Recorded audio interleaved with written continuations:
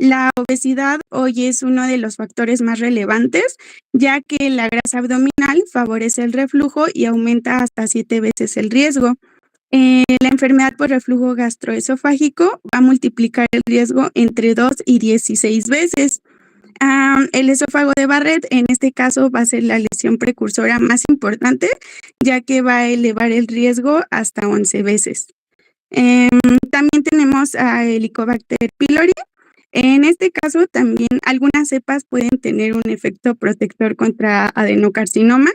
¿Por qué? Porque va a reducir la producción de ácido. Sin embargo, en presencia de atrofia gástrica, va a favorecer el carcinoma escamoso.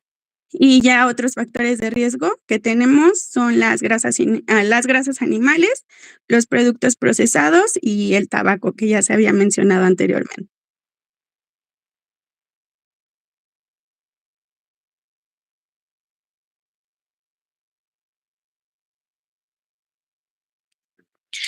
Bien, entonces, a ver, regrésame tantito a la diapo anterior. Es que yo soy así. Yo no. Justo, esa diapositiva, ¿por qué es importante? Porque les está ayudando a entender la diferencia etiológica entre el cáncer de tipo adenocarcinoma y el cáncer de tipo epidermoide.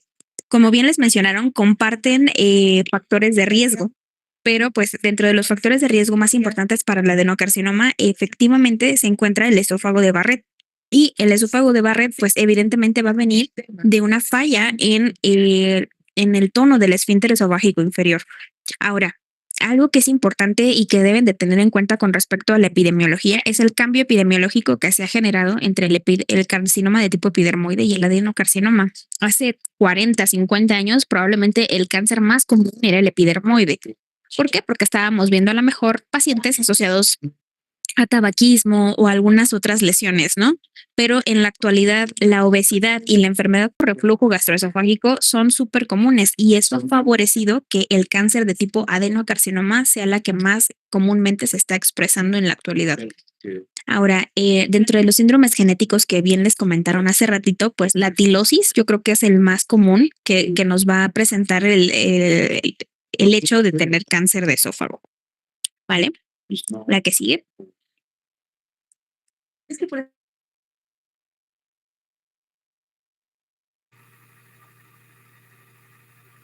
Bueno, ahora ya entrando a fisiopatología de cada uno de estos tipos histológicos de cáncer de esófago, como ya lo dijo mi compañera y como ya lo dijo la doctora, van a compartir muchos factores de riesgo, van a tener en común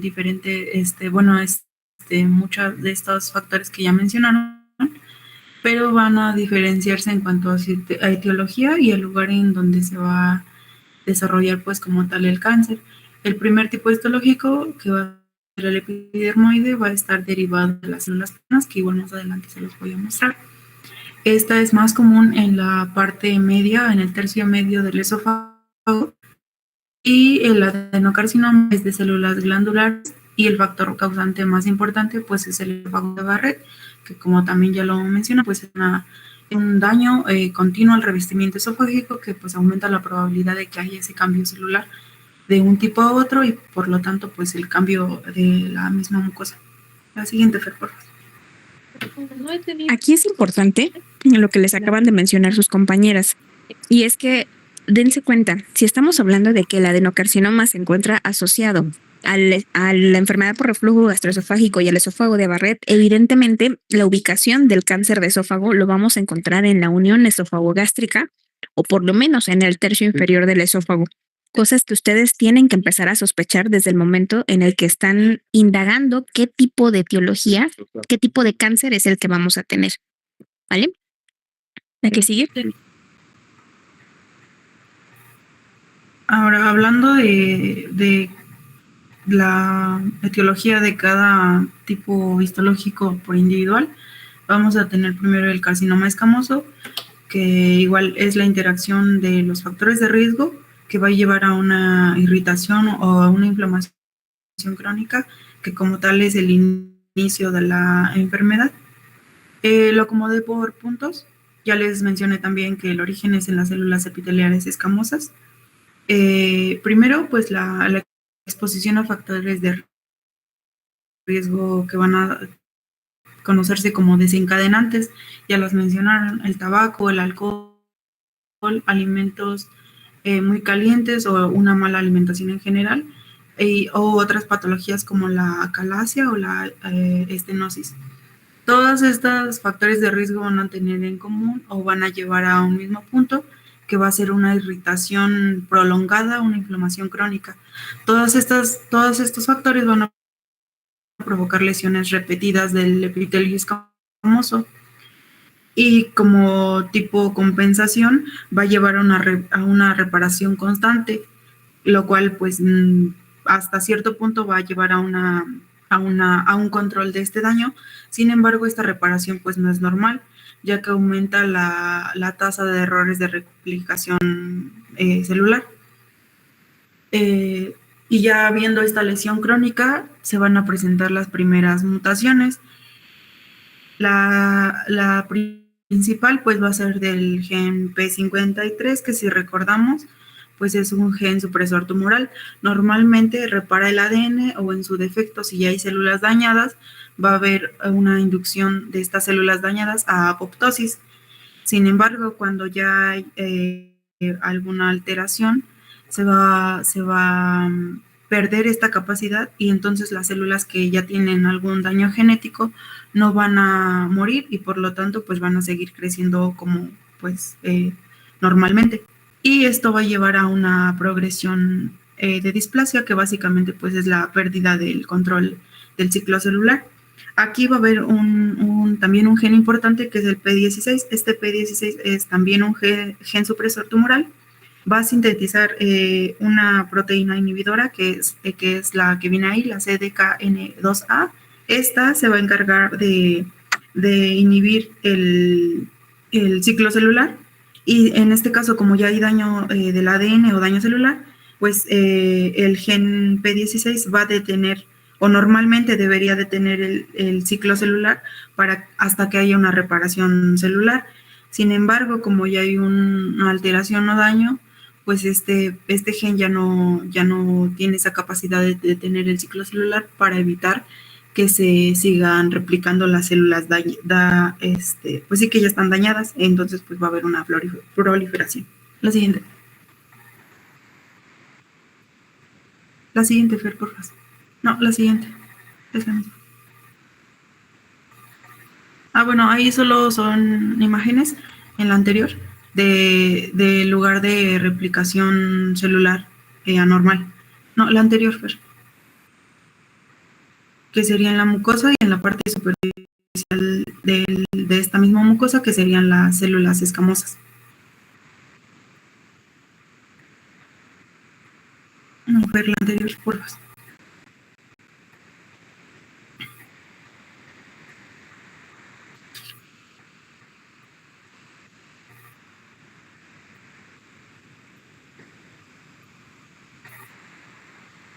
El paso 4, donde empieza el paso 4, por favor. Ahí. Después ya hay una proliferación, y se va a determinar también como o de bajo o de alto. Va a haber una reprogramación de la diferenciación celular. Primero, el NOTSH1 se va a encargar de regular la diferenciación normal del epitelio escamoso, que aquí básicamente, si falla, va a permitir fácilmente que las células cambien su fenotipo escamoso normal a uno que está dañado. Y el SOX2 va a ser un factor de transcripción que favorece a que el fenotipo que ya esté dañado pues se siga expresando. Entonces, si el primero falla, pues es más fácil, o sea, el primero se encarga de hacer una regulación normal, pero si falla, pues aumenta la probabilidad de que haya una sobreexpresión del segundo, y entonces va a promover el crecimiento desordenado y pues mal diferenciado de las células que ya se están dañando. Después va a llevar a una proliferación o una expresión tumoral como tal,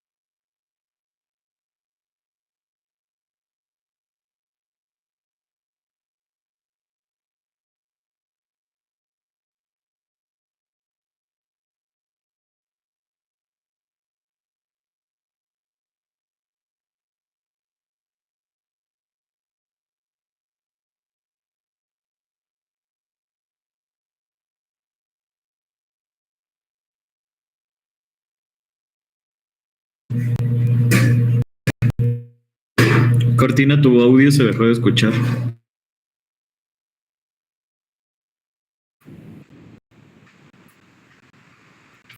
¿Ahí ya me escuchan? Sí, ahora sí. ¿Pero de qué punto se quedaron? Perdón, es que no me di cuenta. Sí. Del punto 5 cuando empezamos a hablar. Bueno, un poquito más adelante. Ah, ok, bueno, pues en proliferación les mencionaba que el EGFR va a ser como un tipo receptor, entonces se va a activar a diferentes ligandos, pero cuando ya está alterado se va a activar con cualquier ligando, aunque no sea su tipo específico. Entonces va a haber una sobreexpresión y va a activar diferentes vías, tanto de crecimiento como de resistencia y de angiogénesis de las células que ya están dañadas. Entonces va a haber una mayor facilidad de crecimiento de las células, una mayor resistencia que va a evitar que en este punto haya apoptosis o que se detenga la replicación de las células dañadas, y también angiogénesis de las células que ya se fijaron como dañadas y están pues creciendo, lo que va a llevar pues ya en dado caso a una invasión y una metástasis donde el tumor va a romper la membrana basal, avanzar a la submucosa, la mucosa de la adventicia, que pues en su caso sería pues la metástasis como tal, ya después de, bueno, la invasión del esófago, de la mucosa del esófago, y ya de ahí a diferentes partes. Entonces, cuando ya la falta de esta mucosa, entonces cuando ya la falta de esta mucosa del esófago va a facilitar la invasión a estructuras que están cercanas y se van a activar genes asociados a proliferación y a invasión. Voy a ver la siguiente. Ahora, en cuanto a la fisiología del adenocarcinoma, este va a ser originado en las células epiteliales glandulares de tipo columnar que aparecen en el esófago distal, como ya lo mencionábamos anteriormente, en el tercio inferior, específicamente en la unión gastroesofágica. Y esta va a ser comúnmente, o más bien la etiología del adenocarcinoma va a ser, como también ya lo mencionábamos, el esófago de Barrett. Sin Barrett, el adenocarcinoma pues es básicamente pues que no se pueda desarrollar. También lo hice por puntos, que básicamente son los factores desencadenantes o factores de riesgo que ya les mencionaron, el ERGE. Aquí el gástrico y la bilis van a lesionar de forma continua la mucosa escamosa del esófago distal, y esto va a causar una inflamación crónica, va a llevar a estrés oxidativo y a la muerte celular o reparación celular repetida, y por lo tanto va a haber una respuesta de adaptación celular. Esta respuesta de adaptación va a hacer que el epitelio escamoso no queratinizado, que está normalmente en esa parte del esófago, sea reemplazado por epitelio columnar especializado.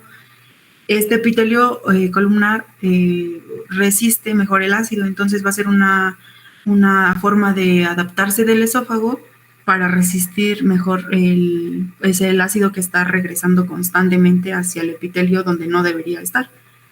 Esto va a llevar a una displasia o pues como tal una pérdida del control del ciclo celular, porque pues ya no son células que normalmente deberían estar ahí. Aquí las células metaplásicas comienzan a acumular mutaciones, igual genes de supresión tumoral como el P16 que les comentaba se va a inactivar, entonces en lugar de detener el crecimiento celular, pues lo va a dejar seguir avanzando, y no van a entrar en apoptosis estas células que ya están dañadas o que ya están mutadas. Aquí la displasia se va a caracterizar por una pérdida de polaridad de núcleos agrandados e hipercrómicos, y pues como tal una proliferación desordenada de todas estas células que están pues reemplazándose. Siguiente, Fer.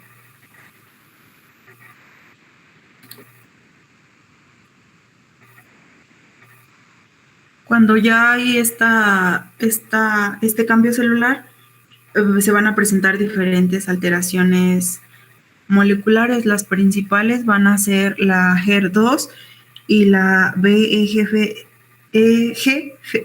perdón, que también ya les mencioné en el carcinoma escamoso, que van a inducir básicamente a que el crecimiento de estas células alteradas se unan más fácilmente a células, a vasos sanguíneos, y por lo tanto estas células se van a empezar a nutrir y a permitir que el crecimiento sea pues más fácil y que su apoptosis o su detención de crecimiento sea pues más difícil.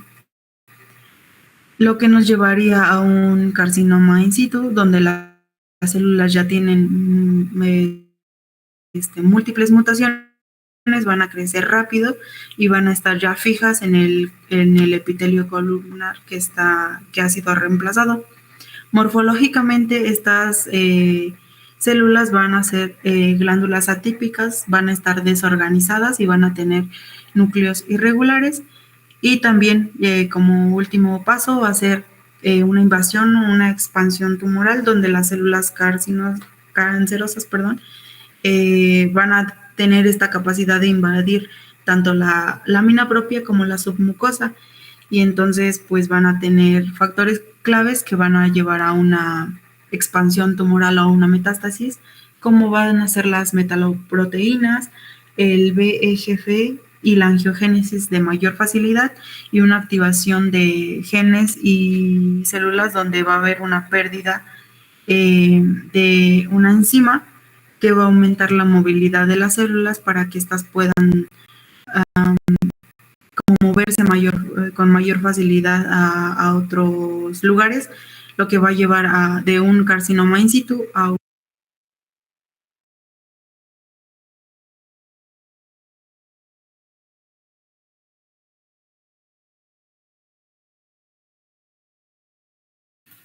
Bueno, en cuanto a las vías de diseminación, estas son 4, es la local, la linfática, hematógena y metástasis.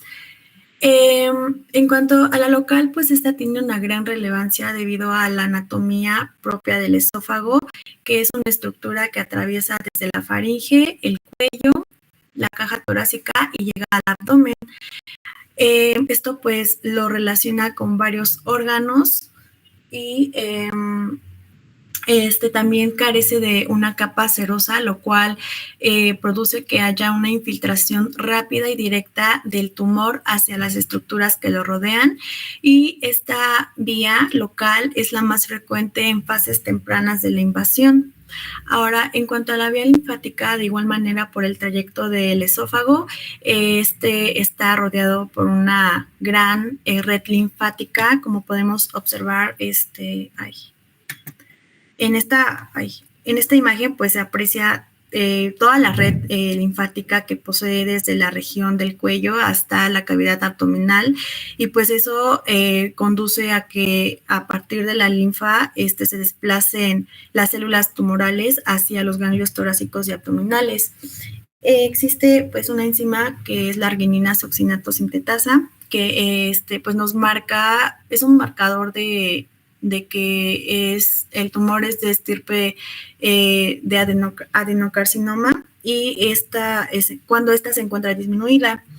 En cuanto a la vía hematógena, el cáncer esofágico suele diseminarse hacia hígado, pulmones, huesos, glándulas suprarrenales, riñón y cerebro, en ese orden de frecuencia. Y en cuanto a la diseminación metastásica, es más común que se disemine hacia cabeza y cuello en un 42%, a estructuras torácicas en un 17% y abdomen, pelvis 25%. Y bueno, hacia extremidades y piel es menos, pero no se descarta, es un 9% en extremidades superiores e inferiores, y piel y músculo en un 7%. Denme un segundito. Esta diapositiva anterior es importante Porque si se dieron cuenta en la diapositiva previa, les ponen varios puntos clave. La primera es que el esófago carece de serosa. ¿Y eso por qué va a ser importante? Porque probablemente ustedes cuando identifiquen a un paciente con cáncer de esófago van a encontrar que ya tiene una actividad tumoral súper diseminada, ¿no? La realidad es que pocos pacientes los vamos a encontrar en etapas clínicas tempranas. La principal vía de diseminación va a ser la vía linfática, como bien les comentaron ahí sus pacientes. Y la realidad es que las características de las metástasis en el esófago es que las metástasis van a ser saltonas, pudiendo tener ganglios mediastinales, ganglios en el cuello, ganglios en el abdomen, por ejemplo, no sé, los ganglios de las gástricas, y que ya no se consideran propios del esófago, pero que pueden llegar a estar enfermos, ¿no?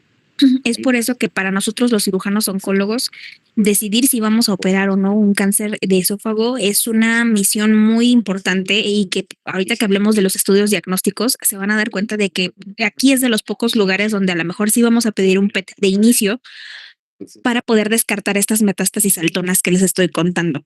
Ahora, la vía hematógena efectivamente se va a ir hacia pulmón e hígado de manera predominante y muchas veces los pacientes con cáncer de esófago van a debutar con enfermedad metastásica.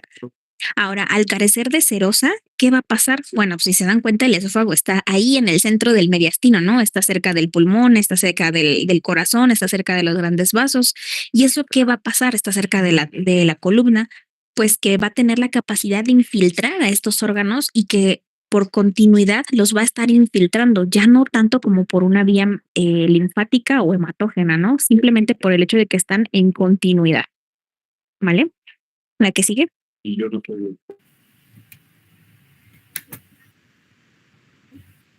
Ay, listo. Ahora, en cuanto a las manifestaciones clínicas, estas las dividí en cuanto al mecanismo.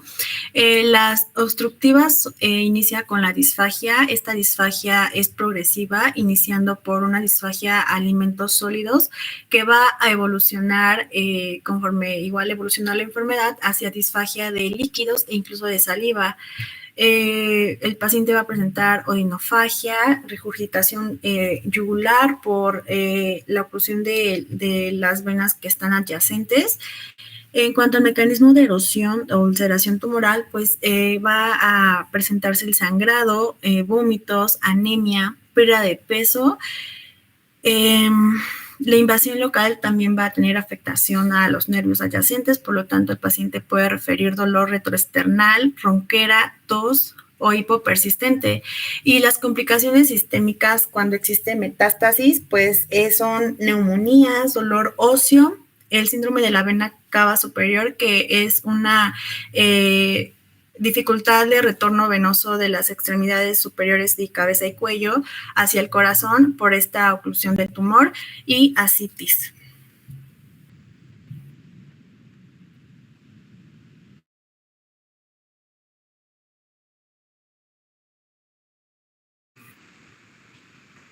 Bueno, para el diagnóstico vamos a tener primero de base la historia clínica y la exploración física, que son básicamente para identificar síntomas pues cardinales del cáncer, que sería pues una disfagia progresiva, es decir, primero a sólidos y luego a líquidos, una pérdida de peso, odinofagia y dolor retroesternal, que ya lo mencionaban.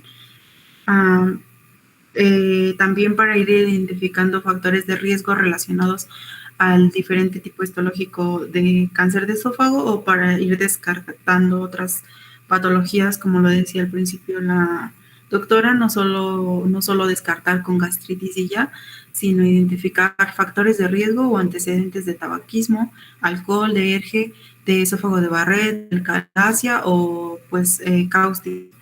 Después sería la exploración. Esta, pues en este caso, como es interno, es poco específica, sin embargo, nos va a ayudar a identificar el estado nutricional del paciente y pues también a identificar signos de metástasis en casos pues ya más avanzados.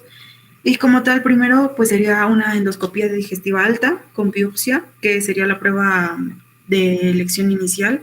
Esta nos va a permitir primero visualizar el tipo de lesión que hay y después las tomas de biopsia que se van a tomar para confirmar, uno, el diagnóstico y también para determinar qué tipo histológico es, si es escamoso o adenocarcinoma.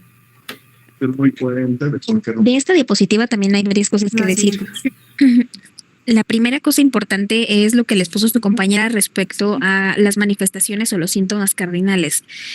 La disfagia. La disfagia es el síntoma pivote por el cual el paciente va a llegar a la consulta y el paciente les va a decir, efectivamente, empecé con la dificultad para poder pasarme la tortilla o poder pasarme el arroz o los alimentos secos o sólidos. Y finalmente la disfagia va a ir progresando tanto que las manifestaciones de la disfagia se van a presentar incluso con los líquidos. Los líquidos tan así como la saliva. Entonces van a ver que los pacientes que ya llegan con tumores tan avanzados que van a llegar con una bolsita donde van a ir escupiendo su saliva a los pacientes. Ahora, ¿esto por qué es importante? Porque las manifestaciones clínicas se van a denotar una vez que tenemos una pérdida del 60% de la luz del esófago y ahí es cuando van a empezar las manifestaciones. En el punto número 3 que les pusieron ahí respecto a la endoscopía es el estudio de elección inicial. Es el estudio que me va a permitir diagnosticar la ubicación del tumor y que también me va a permitir obtener una biopsia. Entonces, por favor, no me vayan a andar pidiéndole a los pacientes, una serie esofagogastroduodenal o algo por el estilo. Ya se van directamente a la panendoscopía. ¿Vale? La que sigue.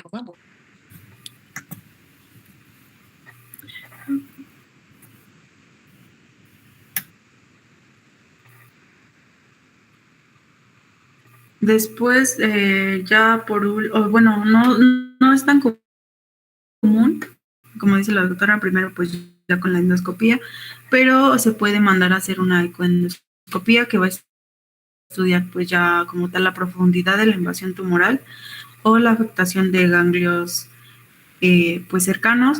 Esto básicamente para estadificar el grado de lesión o de extensión local.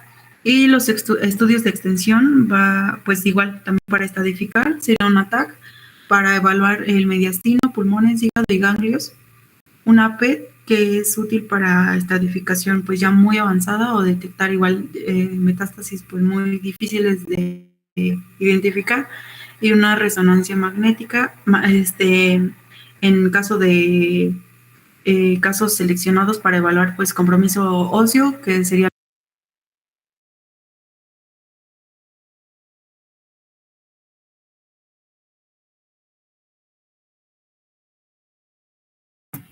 Otra vez se apagó tu micrófono, Vale. Pero si no les explico yo esa parte.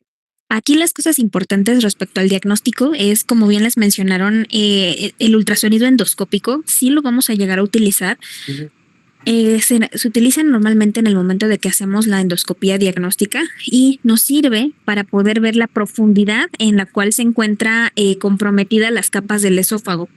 Y también para qué nos sirve, para que si estamos viendo nosotros ganglios sospechosos de malignidad, también podamos tomar una biopsia por aspiración de aguja fina a través del ultrasonido endoscópico de esos ganglios mediastinales. Ahora, dentro de los estudios de extensión que vamos a solicitar para poder etapificar al cáncer, pues sí, efectivamente la tomografía. Que la tomografía va a ser de prácticamente cuello, porque les interesa ver cómo se encuentra el esófago, cuello, tórax y abdomen. ¿Para qué? Para que de esa manera puedan clasificar si tenemos ganglios sospechosos de malignidad o si tenemos tumores en el pulmón o tenemos tumores en el hígado. Para eso nos van a servir. Ahora, por otro lado, el PET. El PET aquí sí tiene una importancia en los estudios iniciales. Si recuerdan lo que les he dicho en clases previas, normalmente lo utilizamos para valorar la respuesta a los tratamientos neoadyuvantes que hemos dado. Sin embargo, aquí en el caso particular del cáncer de esófago y otro cáncer que es el melanoma, que más adelante conoceremos, son estudios donde el PET sí cobra una importancia en los estudios iniciales. Si recuerdan lo que les dije hace un par de minutos, hablábamos de que el esófago tiene la capacidad de dar metástasis saltonas y es por eso que en este momento el PET cobra importancia. ¿Por qué? Porque lo que queremos determinar es que no haya enfermedad a distancia o que no esté cerca del sitio primario para que nosotros podamos valorar si el paciente es candidato o no a tratamiento quirúrgico, que pocas veces va a ser candidato, pero a eso lo vamos a ver ahorita más adelante. La que sigue.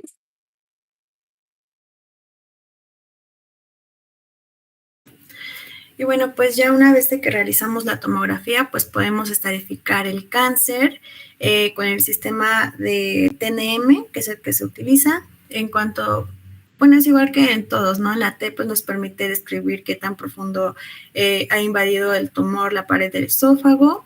En la N si hay nódulos o ganglios linfáticos afectados, y la M si hay metástasis a distancia.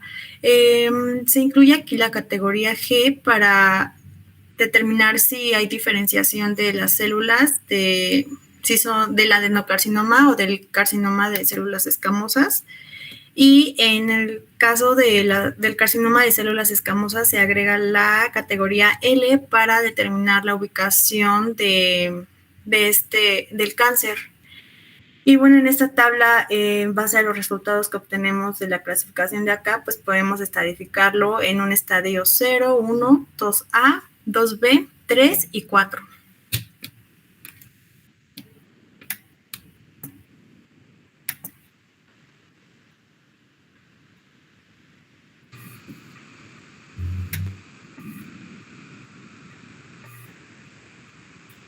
En cuanto a los factores pronósticos, tanto como para, pues como tal, el pronóstico de la enfermedad y para la aplicación de tratamiento, lo dividí primero en el estadio tumoral que va a tener el paciente.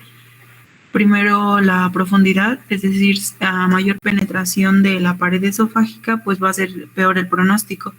Si ya está en ganglios, la presencia y el número de ganglios van a ser pues determinantes y de importancia para ver en qué grado de afectación está, o si ya está en metástasis, la presencia de metástasis va a implicar pues primero una supervivencia baja y después también pues un mal pronóstico del tratamiento. En cuanto al tipo histológico, el carcinoma escamoso va a ser de peor pronóstico global y tiende a invadir localmente y a hacer metástasis por vía linfática con mayor facilidad. Y el adenocarcinoma tiene mejor respuesta a quimioterapia, al tratamiento como tal, y es más frecuente en esófago distal y en la unión gastroesofágica. Entonces va a ser pues mejor, bueno, se mencionaba que era mejor tratado. Y en cuanto a la localización tumoral, los tumores en el tercio superior medio son de peor pronóstico por la cercanía a la vía aérea. Entonces también por eso es importante hacer los estudios adecuados para determinar si hay ya metástasis o proliferación a ganglios. Y también estos tumores tienen una mayor dificultad quirúrgica, entonces también es importante identificarlos antes de llegar a un grado más complicado. Y los tumores en el tercio inferior o en la unión gastroesofágica suelen tener opciones quirúrgicas más factibles o de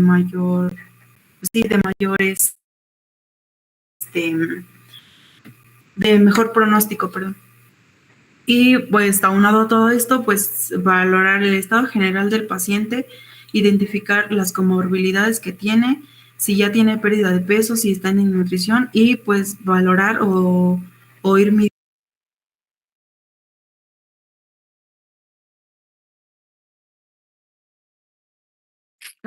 Bien, ahí con los factores pronósticos, recuerden lo que siempre les digo, el factor pronóstico es la etapa clínica, que muchas veces se los desglosan, ¿no? La profundidad de invasión, los ganglios, son parte de lo que nos da la clasificación del TNM. Entonces, el TNM y el subtipo histológico van a ser los factores pronósticos más importantes que vamos a tener para poder saber el pronóstico del paciente, ¿vale? La que sigue.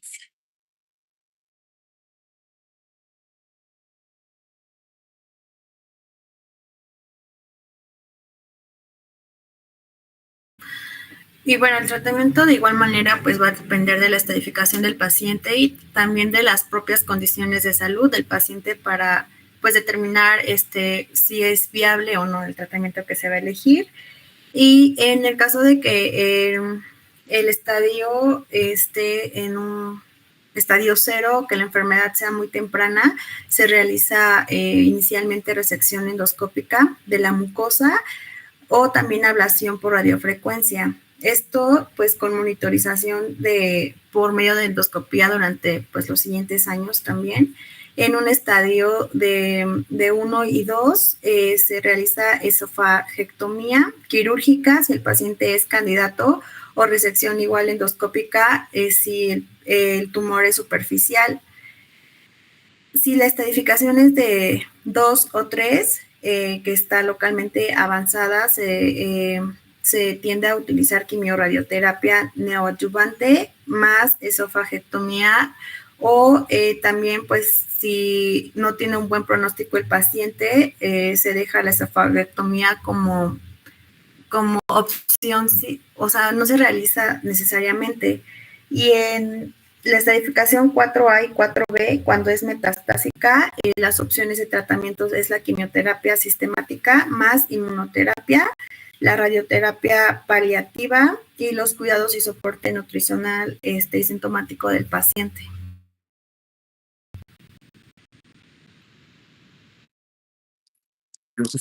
Aquí, por ejemplo, con el tratamiento, regrésame tantito, ándale ahí, hablando de las etapas TIS, que son los tumores in situ, como bien les mencionaron, el tratamiento generalmente lo vamos a dar por endoscopía, con algo que se llaman resecciones endoscópicas o resecciones de la mucosa, resecciones endoscópicas de la mucosa o de la submucosa. Esto debe de cumplir ciertos parámetros para que lo podamos sugerir. La lesión no debe de ser más de 20 milímetros, debe de ser plana, no debe estar ulcerada para que nosotros podamos considerarlo candidato a tratamiento endoscópico. Ahora, las esofagectomías, que para nosotros en oncología es todo un tema. ¿A quiénes se lo vamos a sugerir? A los pacientes con tumores T1, N0, M0, T2, N0, M0. Si no son ninguno de esos dos pacientes, ya no se consideran candidatos a tratamiento quirúrgico. Todo lo que sea con ganglios positivos o más de un T3 ya no es candidato a tratamiento quirúrgico y va de entrada a tratamiento con quimio y radioterapia. Ahora, ¿por qué esto se los estoy haciendo así como ¿por qué les estoy poniendo tanto hincapié en que lo recuerden? Porque recuerden lo que dijimos hace un ratito, y es que el esófago no tiene serosa. Nuevamente, esa falta de serosa va a hacer que tengan una diseminación temprana y que los encontremos localmente agresivos y además, pues la migración que van a tener por los ganglios linfáticos. Por eso, muy poquitos pacientes se consideran candidatos a tratamiento quirúrgico.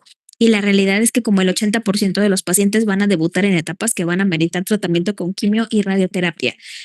Si les damos la quimio y radioterapia y los mandamos posteriormente al PET de seguimiento para valorar la respuesta, bueno, y tienen una respuesta parcial, bueno, ahí ya ahora sí empezamos a pensar en esofagectomías de rescate, pero pues la probabilidad de que tengamos éxito no es muy alta, ¿vale? La que sigue. El seguimiento después del tratamiento va a depender del estadio de la enfermedad. Por ejemplo, en la etapa 0 y 1 se deben realizar revisiones cada 3 a 6 meses durante los primeros 2 años, y aquí es muy importante la vigilancia endoscópica. En la etapa 2 y 3, las revisiones van a ser cada 3 a 6 meses por 2 a 3 años y luego cada 6 a 12 meses hasta completar 5 años. En este caso se recomienda la vigilancia clínica, tomografías y también la endoscopía. Ya en la etapa 4, el seguimiento se ajusta a los síntomas, priorizando la calidad de vida, también el control del dolor y las complicaciones.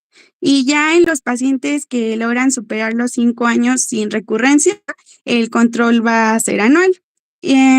Aquí algo que mencionaban es que en el caso de los pacientes con esófago de Barrett, es muy importante tener la vigilancia endoscópica de forma continua. Y la supervivencia depende igual directamente del estadio al momento del diagnóstico. En el caso del estadio 0, la sobrevida a 5 años es del 70 al 85%. En el estadio 1, entre 50 a 75. En el 2, del 40 al 45. En el 3 ya baja alrededor del 20% y en el estadio 4 ya va a ser menor al 5%. 20%. Y en general la supervivencia global en etapas avanzadas va a ser muy baja, pues solo se encuentra entre el 10 y el 20%. Si se dan cuenta, está súper difícil, ¿no? O sea, dense cuenta en una etapa clínica 1, la probabilidad de supervivencia es una moneda al aire, 50%. Entonces, es muy difícil obtener este tipo de diagnósticos donde sabemos que el pronóstico pues generalmente es desfavorecedor, ¿no? Y por eso es importante que tengan la oportunidad de hablar con los pacientes, de explicarles qué es lo que está pasando, las probabilidades de lo que se va a tener y pues hacerles hincapié en que pues no sabemos cómo va a evolucionar, pero dejándoles claro que a pesar de que los encontrásemos en etapas clínicas tempranas, pues el pronóstico sigue siendo malo, ¿no? Entonces, pues no sé si tienen alguna duda o pregunta de cáncer de esófago.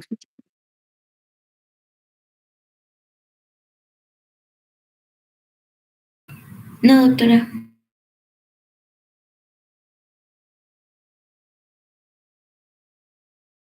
Vamos por el tema que sí. Sí, doctora, ahorita proyectamos.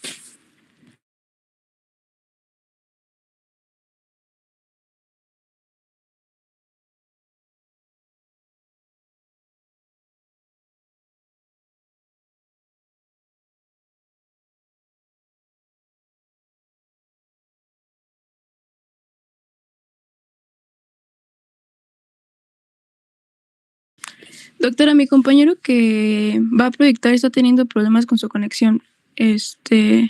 Ahorita proyecta. Ok.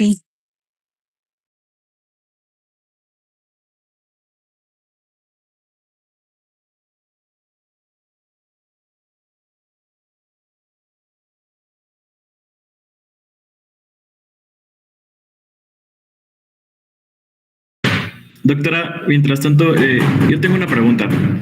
Estaba viendo que existe algo llamado clasificación de Seward, la cual decía que pues todos los tumores que van a estar en la unión esófago-gástrica se van a tratar como de estómago.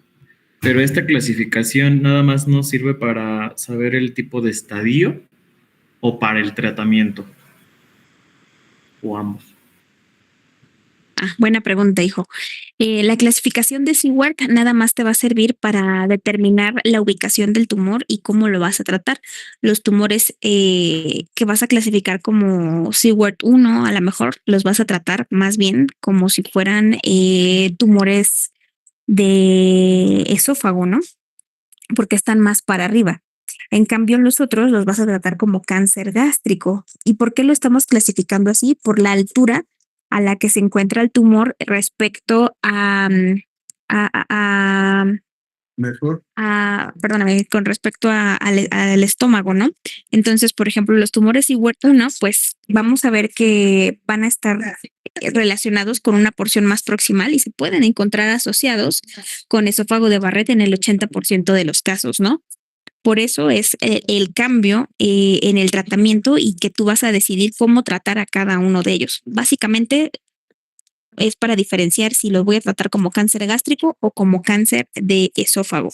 Pero así que yo le aplique una clasificación del TNM, no, para nada. Simplemente es para la división del tipo de tratamiento.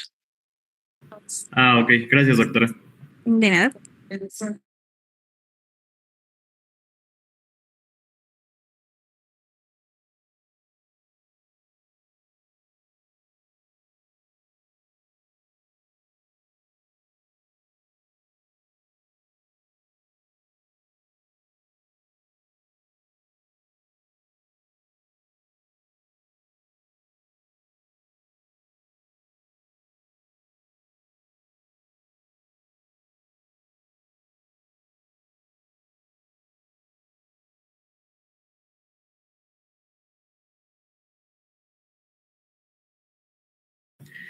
Doc, otra pregunta de lo que se conectó mis compañeros. Me comentaba que ya vamos a empezar otra vez prácticas a partir de la siguiente semana. Estoy feliz. Probablemente de la próxima semana, no, porque estoy de vacaciones en el hospital, entonces estarían solos, pero yo te explico mañana porque necesito hacer unos ajustes ahí con la universidad respecto a sus prácticas. Entonces probablemente les voy a cambiar la sede de la práctica, pero eso necesito hablarlo mañana primero con la contadora. Ah, ok. Sí, Doc, gracias. De nada.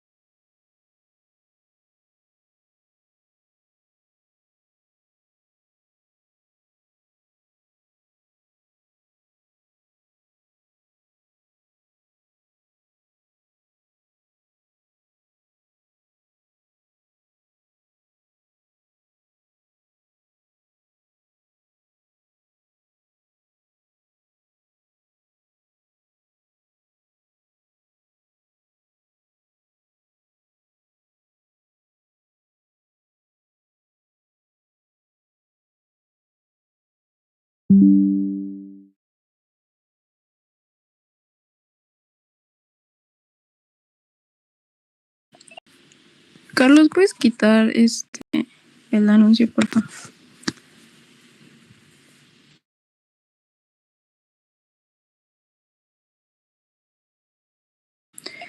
Disculpen la tardanza. Nosotros les vamos a presentar el cáncer de estómago. Siguiente, por favor. El cáncer de estómago también es llamado cáncer gástrico o cáncer estomacal y va a ser un cáncer que se origina en las células que van a revestir el estómago. También, pues, se puede decir que es un tipo de crecimiento tisular maligno producido por la proliferación de células anormales que tienen la capacidad de invasión y de obstrucción a diferentes tejidos y órganos. Siguiente, por favor. En cuanto a la epidemiología, va a afectar principalmente a personas de edad avanzada. Oigan, duda, ¿podemos cambiar el formato de la presentación para que se alcance a ver toda la pantallita?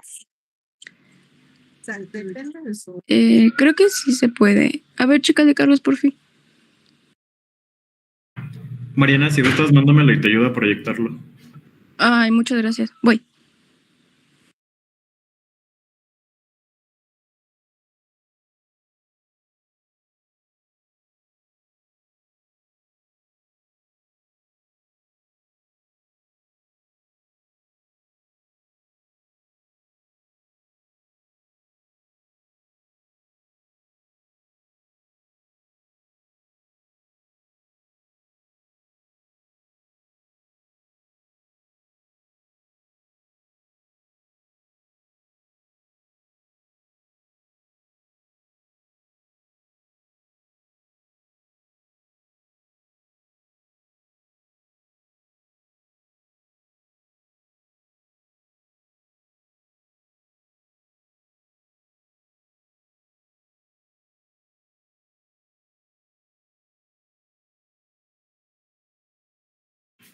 ¿Ya se ve? Sí, vi. A ver, voy. Sí. Un momentito.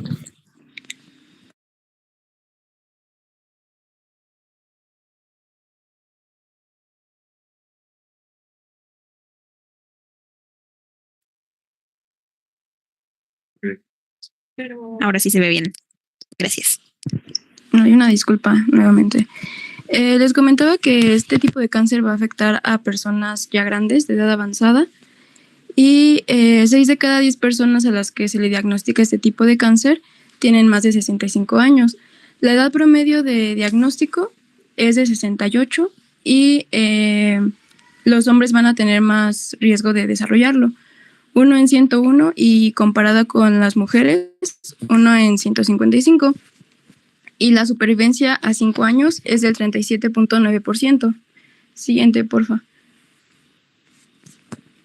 Ahora, según el Globocan, el cáncer de estómago es el quinto cáncer más común a nivel mundial en cuanto a incidencia y a mortalidad.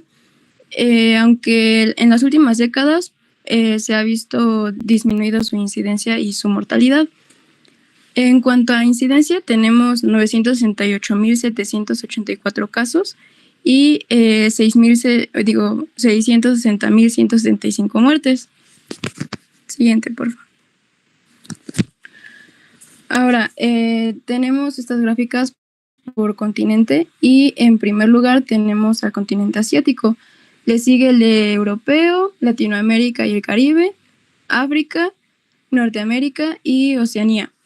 En cuanto a la incidencia del continente con más cifras, en la incidencia tenemos 691.791 casos. En cuanto a la mortalidad, 462.606. Y en la prevalencia tenemos la cifra más grande, que es 1.230.467.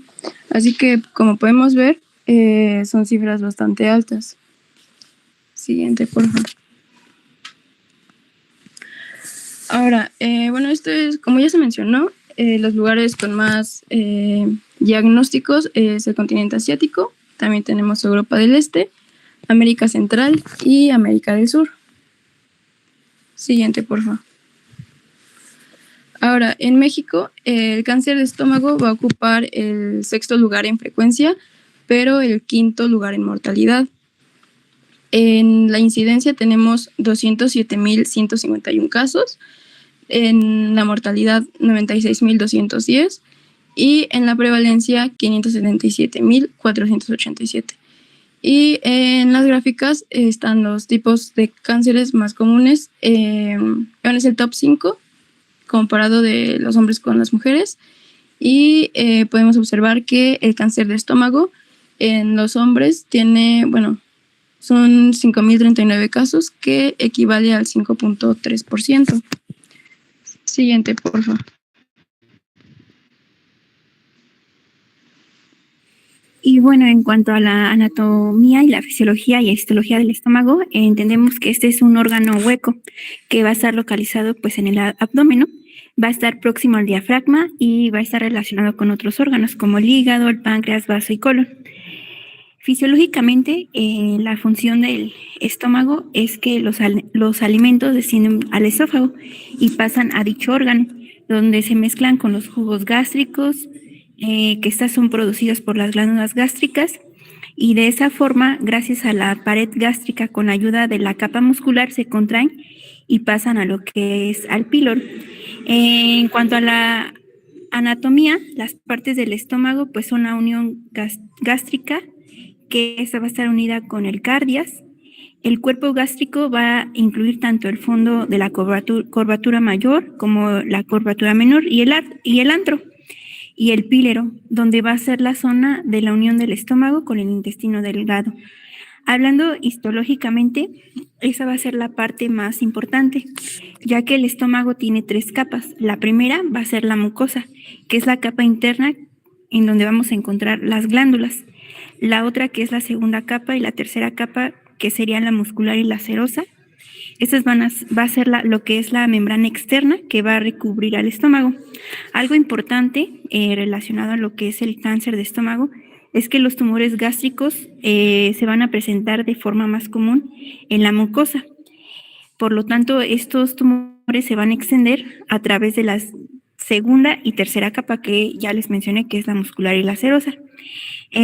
Algo importante es que el tipo histológico más frecuente del cáncer gástrico de la estirpe epitelial va a ser el adenocarcinoma, porque ahí se va a afectar principalmente las glándulas. Eso sería lo más importante en cuanto a la anatomía, la fisiología y la histología. Siguiente diapositiva, por favor.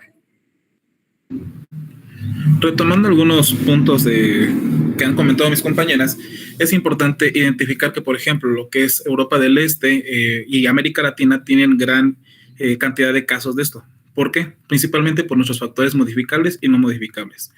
Modificables como ¿cuál? El consumo de alcohol, el consumo de tabaco también, de alimentos enlatados, de sal, es muy alto en esta parte del mundo, que es un factor modificable. Sin embargo, siguiente, también tenemos diversos síndromes y factores genéticos. Siguiente, porfa.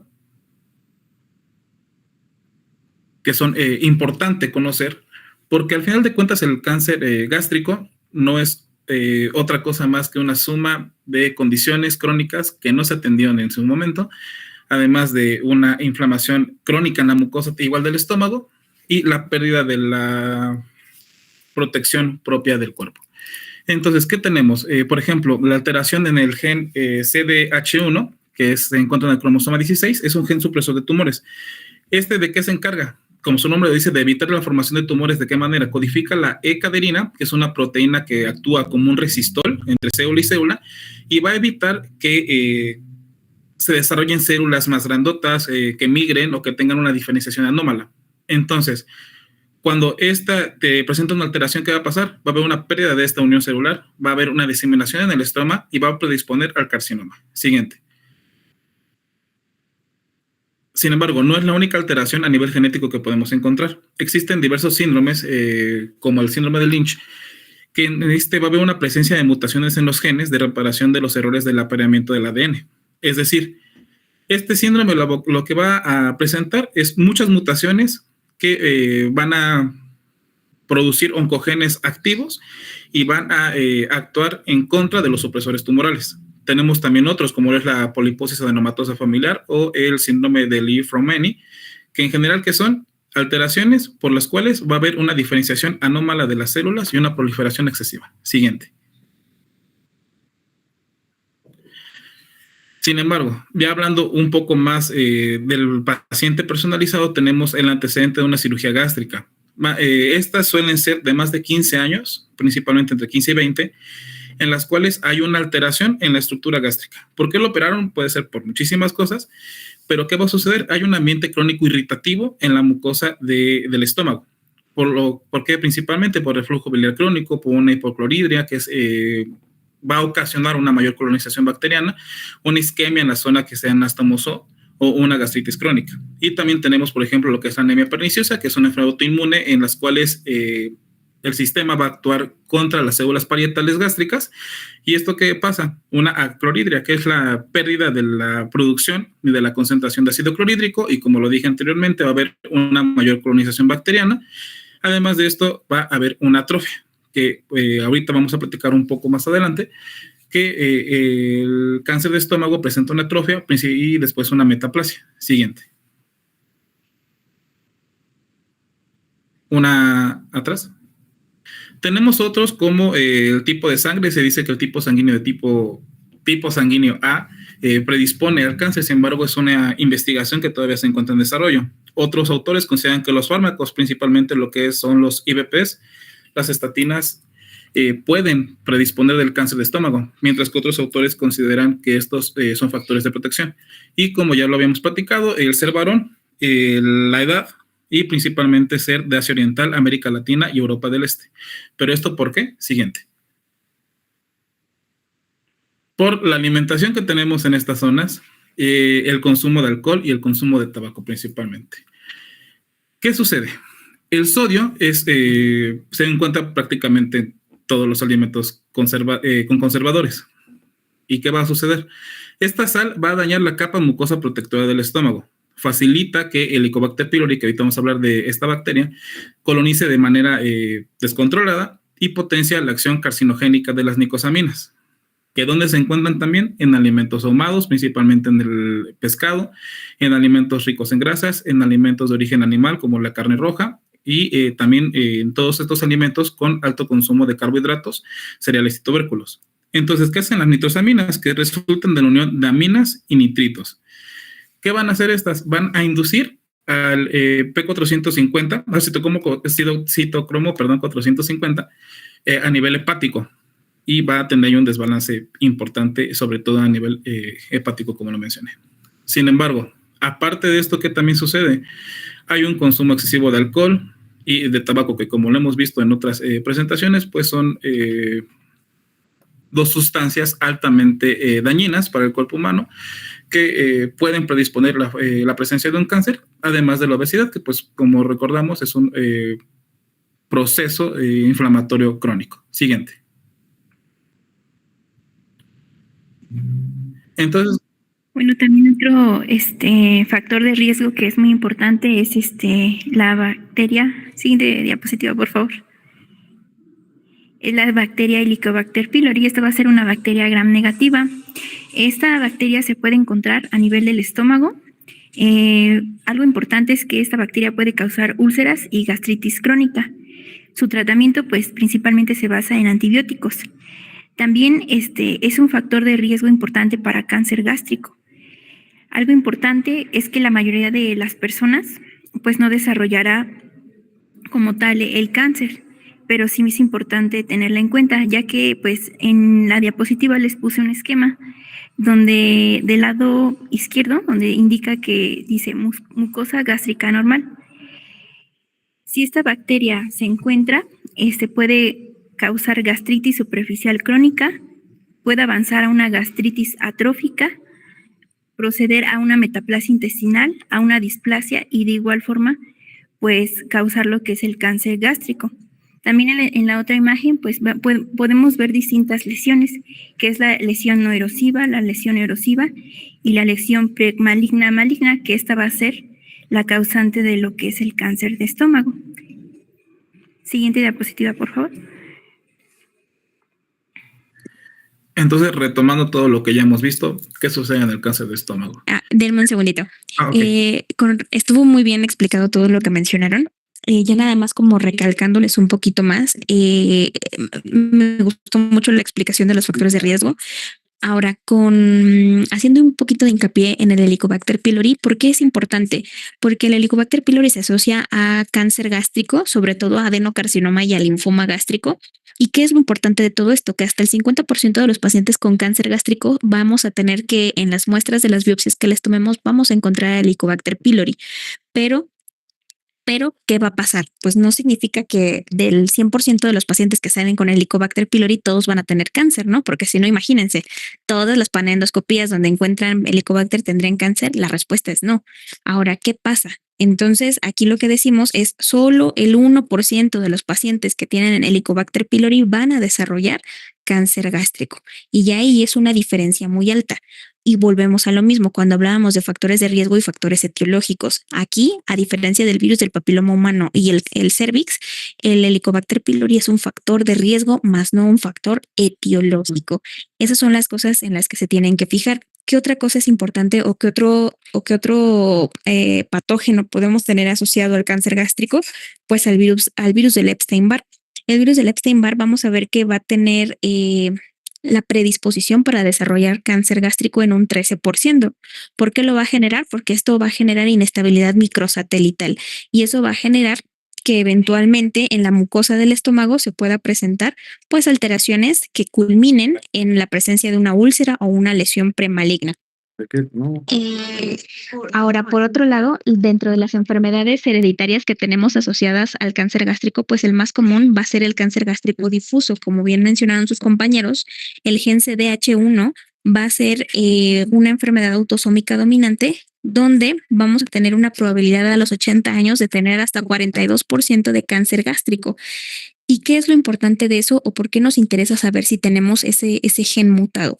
Porque entonces a este grupo de pacientes lo que tenemos que hacerles es una gastrectomía profiláctica, es decir, quitarles la totalidad del estómago y hacerles una linfadenectomía de 2 en una edad temprana, es decir, entre los 18 y los 40 años. ¿Para qué? Para que evitemos el cáncer gástrico en este grupo de pacientes. ¿Vale? La que sigue, ahora sí. Bueno, entonces, como les dije, todo esto es con la suma de ¿qué? De la pérdida de protección propia del cuerpo, una infección principalmente que es Helicobacter pylori, carcinógenos que estamos consumiendo, los que nos exponemos, susceptibilidad genética, etcétera. Entonces, ¿qué estamos viendo? Esto es el llamado esquema o escalera de Correa, que fue un médico colombiano patólogo que dijo, bueno, ¿qué es lo que sucede en el cáncer de estómago? Pues lo siguiente. Está el epitelio normal, se coloniza por el Helicobacter pylori y va a haber una gastritis superficial. Esta se va a cronificar y sucede la gastritis crónica atrófica. Después esta se va a convertir en multifocal, después una metaplasia, una displasia y finalmente el cáncer gástrico. ¿Pero esto qué quiere decir? Siguiente. Una vez que ya tuvimos gastritis un ratito y esto, vamos a desarrollar una gastritis crónica atrófica. Como su nombre lo dice, es una inflamación crónica de la mucosa y la lámina propia. En esta, como hay una atrofia, las glándulas van a disminuir en número y tamaño de estas. Y a nivel celular, ¿qué va a pasar? Va a haber una hipercromasia, en la cual el núcleo va a estar mucho más grande. A nivel bioquímico, ¿qué va a suceder? El pepsinógeno va a estar sumamente disminuido, proporcional al grado de atrofia, que esto lo vamos a ver más adelante en laboratorios, y prácticamente no va a haber ácido. ¿Por qué? Porque están atrofiándose las glándulas. ¿Y esto qué sucede? Al haber disminución del ácido como tal, mayor cantidad bacteriana. Siguiente. Una vez que ya tuvimos la atrofia, va a suceder la metaplasia, que recordemos que es el reemplazo de un tipo celular por otro de otro lado. Y aquí, ¿qué va a suceder? Las células de la mucosa gástrica van a ser sustituidas por células de tipo intestinal. ¿Cómo lo vamos a ver? Macroscópicamente va a haber una presencia de una mucosa pálida con una pérdida del color normal y un aspecto perlado, así como lo podemos observar, así como bolitas de otro color totalmente. A estas se les va a hacer la prueba de hematolixina con eosina y nos va a decir qué tipo es. Si es completa, que es el epitelio va a estar similar al normal del intestino delgado, pero con presencia de células caliciformes productoras de mucina y enterocitos en los bordes de estos en forma de cepillo. Si no, va a ser incompleta o el tipo 2, que vamos a mostrar una mezcla totalmente desordenada de las células de forma irregular. Es decir, va a haber unas intermedias, otras inmaduras, etcétera. Y estas van a también a tener lo que son sulfomucinas.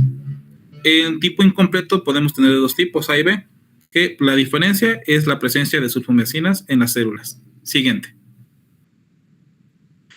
Ya tuvimos la metaplasia y ahora vamos a tener una displasia, que es la transformación de la metaplasia a un epitelio neoplásico. Aquí ya estamos hablando como tal de un paso antes de una neoplasia. Si las células no traspasan la membrana basal y permanecen dentro del compartimento epitelial, entonces lo vamos a considerar todavía displasia. ¿Y qué sucede? Aquí tenemos de 2 grados: de bajo, que es la presencia de núcleos basales conservando la polaridad como tal, y de alto grado, en la cual la arquitectura ya se encuentra distorsionada, ya están empezando a brincar, digamos, estas células, la membrana basal. Siguiente. Y es así como llegamos al cáncer gástrico, que tenemos varios tipos, pero el más importante o el más común es el adenocarcinoma, que en sí es un tumor maligno en el epitelio glandular de la mucosa gástrica y es, como les dije, el más común de los cánceres de estómago. Tenemos varias clasificaciones importantes, como es la de Lauren, que nos habla si es intestinal o difuso, y la de la WHO, que nos habla de histológicamente cómo se comparte, cómo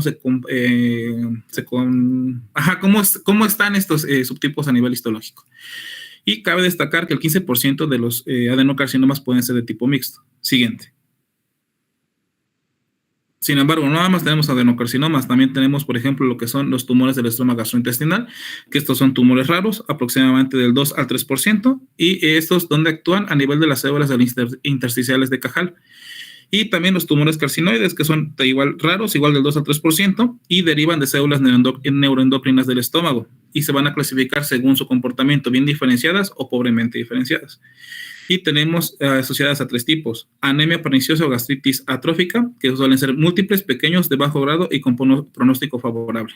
Es decir, el paciente tiene buenas posibilidades, hay buen pronóstico, siempre y cuando no estemos hablando ya de una metástasis importante. Un tipo 2 que se asocia al síndrome de Zollinger-Ellison y va a una alteración en MN1, generalmente en múltiples y de comportamiento intermedio. Y tenemos el tipo 3 que son esporádicos, solitarios, son muy grandes, muy agresivos y alto riesgo de metástasis. Siguiente. Ahora, en cuanto a la clínica. Denme un segundito. Oigan, muy bien. Estuvo bien explicado lo del modelo de Pelayo Correa. Ahí, por ejemplo, ¿qué es lo que me gusta como hacerles hincapié de esto? Pues que el cáncer gástrico y en su relación con el modelo de Pelayo Correa, lo que va a hacer es describir una secuencia de las lesiones histológicas y lo importante es que como una lesión que no se considera mala va a evolucionar hasta un cáncer. Entonces, la ventaja de todo esto, que también lo veremos mañana en la clase de cáncer de colon, se van a dar cuenta de que el cáncer gástrico y el cáncer de colon comparten un modelo similar, solo que lo describieron personas diferentes. En Latinoamérica lo describió el doctor Pelayo Correa y en Europa lo describió en cáncer de colon el modelo de Vogelstein, que mañana lo hablaremos. Pero el modelo de Pelayo lo que hace básicamente es describir esa secuencia de lesiones histológicas que van a culminar en la aparición del cáncer gástrico. Pero muy bien hasta ahorita. Ahí, por ejemplo, lo que yo ya les pediría, si no lo tenemos, es hablar acerca de la biología tumoral, en la cual pues vamos a ver que existe un atlas del genoma del cáncer gástrico, en la cual van a existir 4 subtipos moleculares, que básicamente va a ser la inestabilidad cromosomal, la inestabilidad microsatelital, el genómicamente estable y el asociado al virus del Epstein-Barr. Entonces, esas 4 vías también es importante que las conozcan, ¿vale? Ahora sí, la que sigue. Sí, bueno, ahora en cuanto a la clínica, al principio van a aparecer síntomas leves que fácilmente se pueden confundir con otras enfermedades o afecciones. Tenemos indigestión persistente, malestar estomacal, sensación de saciedad o de hinchazón después de comidas pequeñas. Y ya conforme va progresando el cáncer, los pacientes ya van a tener síntomas más graves, como es el síntoma que la mayoría relaciona con el cáncer, que es la pérdida de peso sin causa, dificultad para tragar y fatiga notable. También tenemos sangrado gastrointestinal y masa palpable en el abdomen. Siguiente, por favor. Ahora, en cuanto a la exploración física, al principio, en etapas tempranas, no vamos a encontrar hallazgos, sino hasta las etapas avanzadas, que como ya les había mencionado, una masa abdominal o un estómago dilatado, que nos sugiere una obstrucción del tracto de salida gástrico. También tenemos el nódulo de Virchow, que va a ser una adenopatía supraclavicular izquierda, como lo podemos observar en las imágenes de la parte superior. El nódulo de la hermana María José, que es un nódulo periumbilical, que son las imágenes de la parte inferior. Y ya cuando hay metástasis a peritoneo, podemos encontrar una masa ovárica que se llama tumor de Krukenberg o plataforma de Blumer, ascitis o hepatomegalia. Siguiente, por favor. Ahora, tenemos las manifestaciones paraneoplásicas, pero estas van a ser raras y no van a ser específicas de cáncer gástrico. Entre ellas tenemos queratosis seborreica difusa, acantosis nigricans, anemia hemolítica, estado de hipercoagulabilidad, síndrome de Trousseau, trastornos renales y enfermedades autoinmunes. Siguiente, por favor. Ahora, el diagnóstico clínico. Como bien sabemos, tenemos que hacer primero la historia clínica y en ella identificar pues, antecedentes familiares y también factores de riesgo. Y pues básicamente es lo que igual mencioné hace rato. En las etapas tempranas pues van a ser síntomas leves que se van a poder confundir con otras afecciones, como la dispepsia crónica, sensación de plenitud, dolor epigástrico, náuseas, vómitos. Y vamos a tener ya los síntomas de alarma, que es cuando comienza a avanzar un poco ya la pérdida de peso, anemia ferropénica por el sangrado crónico, vómitos recurrentes, hematemesis, astenia, anorexia, melena. Y ya en la exploración física, pues el ganglio de Virchow, el nódulo umbilical, hepatomegalia y como tal la masa palpable en epigastrio. Siguiente, por favor. Algo que olvidé mencionarles hace rato es que por lo mismo que va a estar muy inflamado esta zona, va a haber también la respuesta inflamatoria incrementada, es decir, generando citocinas proinflamatorias y estrés oxidativo, que si recordamos, pues estas también lesionan el ADN y a las proteínas, entonces pues es un círculo vicioso. Pero bueno, ya, enfocándonos en donde estamos, que es endoscopía, ¿a quién se le vamos a pedir? Principalmente a pacientes que no han mejorado después de 6 meses, pacientes que ya presentan síntomas importantes como la disfagia, pérdida de peso, anorexia, todo lo que estábamos viendo ahorita. ¿Qué nos va a hacer sospechar de cáncer?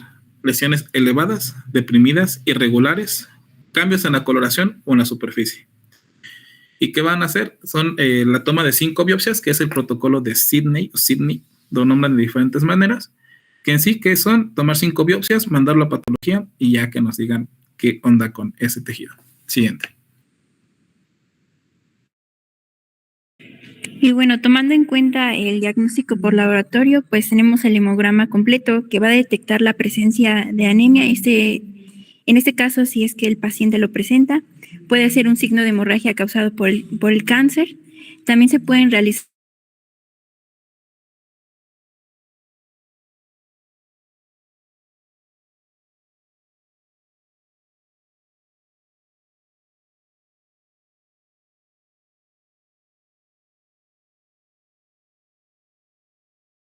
en las diapositivas, que estos van a ser utilizados principalmente para el seguimiento del tratamiento. También se puede predecir la recurrencia del cáncer, y otro es el pepsinógeno sérico, que más que nada va a valorar los niveles bajos que pueden indicar en ocasiones atrofia gástrica, que esta puede ser una condición precancerosa. Siguiente diapositiva, por favor. Bueno, aquí viene lo importante, la estadificación. La estadificación más que nada nos va a permitir ver cómo es el cáncer gástrico según su estadio de forma histológica.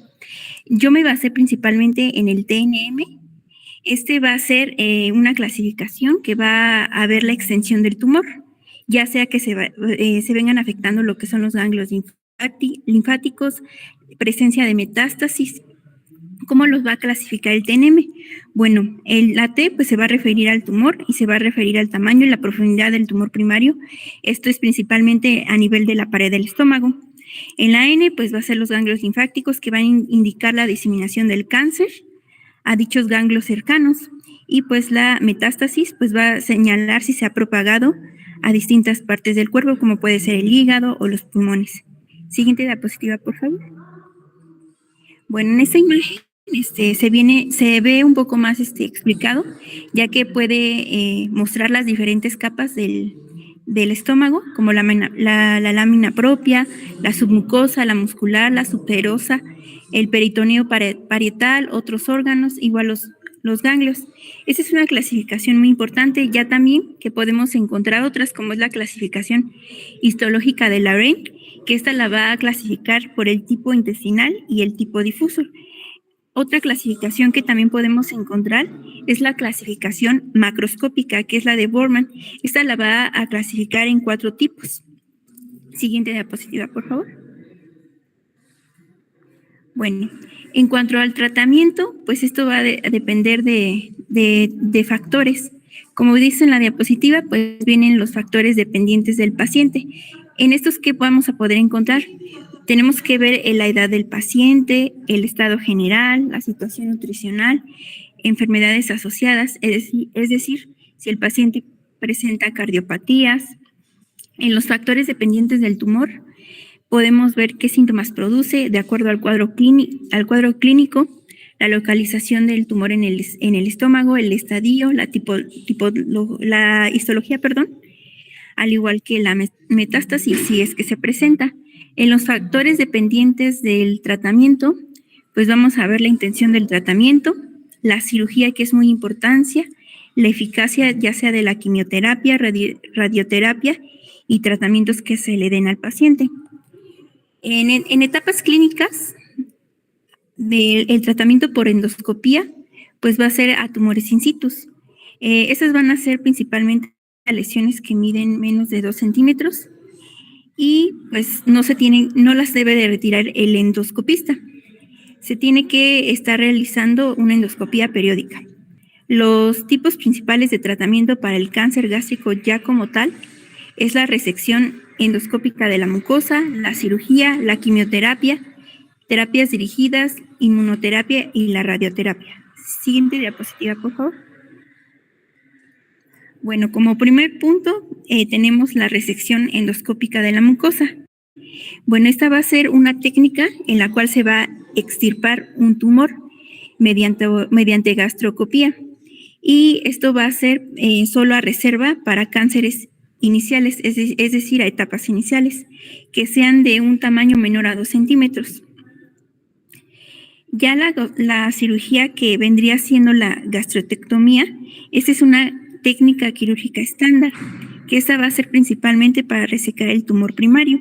Esto va a depender de la extensión y la localización en el estómago. Puede ser total o subtotal. Siguiente diapositiva, por favor. Bueno, otros tratamientos podemos encontrar lo que es la radioterapia, que este va a ser un tratamiento con radiaciones ionizantes. Y bueno, ¿qué se quiere lograr con lo que es la radioterapia? Pues se va a tratar en una zona concreta del cuerpo. Esto más que nada a nivel del estómago, puede ser un tratamiento local o regional. Siguiente.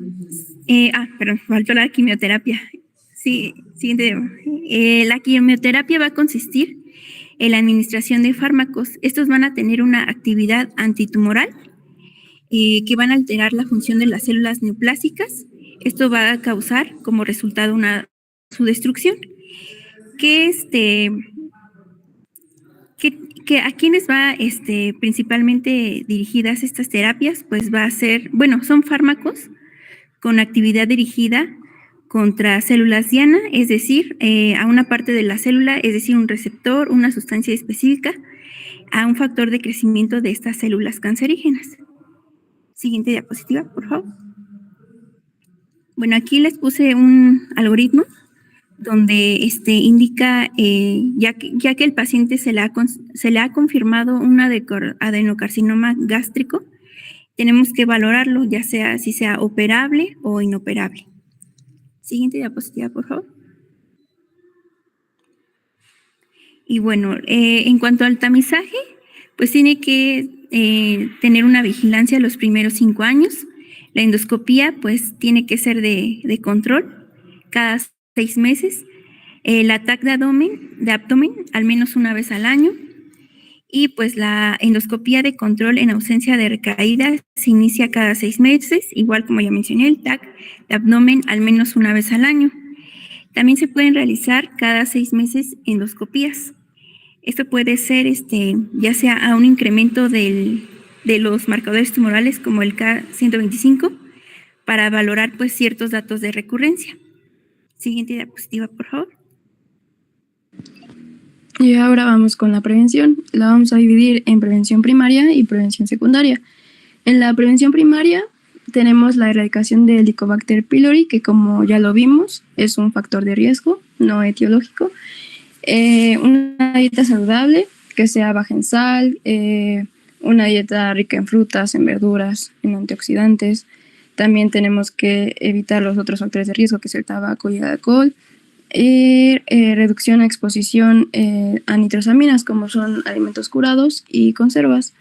Por otro lado, tenemos la prevención secundaria, que va a ser en una endoscopía periódica, pero es en los pacientes que tienen alto riesgo, como carga genética, gastritis atrófica extensa, metaplasia intestinal o displasia de biopsia previa, cirugía gástrica previa y tamizaje poblacional, esto en países de alta incidencia, que como vemos en este epidemio, pues es el continente asiático. Y en estos casos se va a recomendar una endoscopía cada 2 a 3 años a partir de los 40. Siguiente, por favor. Y ya sería todo.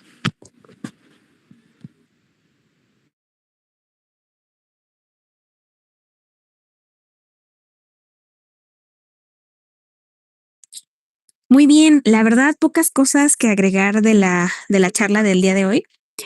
Probablemente ya lo único en lo que les haría hincapié es en recordarles que el cáncer de esófago y el cáncer gástrico en etapas muy, muy tempranitas, es decir, TIS, tumores in situ, pueden ser tratados por los endoscopistas haciendo resecciones endoscópicas de la mucosa y de la submucosa. Evidentemente deben de cumplir ciertos criterios. El cáncer gástrico, hasta que presente carcinomatosis, difícilmente lo vamos a considerar candidato a tratamiento quirúrgico. De ahí en fuera, aunque tuviesen actividad ganglionar, se pudiera considerar candidato a tratamiento quirúrgico. Probablemente, ¿qué pacientes no